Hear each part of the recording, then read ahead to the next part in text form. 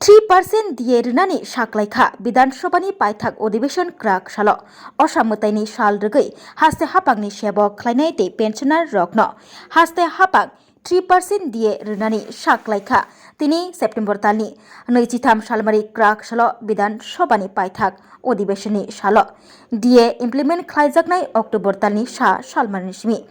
দিয়ে बांग्रिजाकमानि बाय गोबांमा सेबक ख्लायनाय दे पेन्सनार रक खातुं लायजाक खा टंथक लायजाक 3% ছিল আমাকে অনেকে বলে আপনার আমি তো জানিও না মনেও নেই বলে আপনার 29 মাসে আপনি 29% দিয়েছেন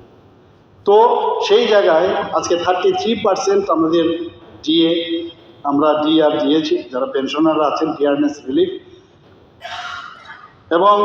আমি একটা ঘোষণা দিতে চাই আজকে যে রাজ্য সরকারের কর্মচারী এবং যারা পেনশনভোগী তাদের একটা পূজার উপহার হিসাবে আজকে 3% ডিএডিআর ঘোষণা করছি যেটা কার্যকরী হবে 1 অক্টোবর 2025 থেকে এবং এতে করে মাননীয়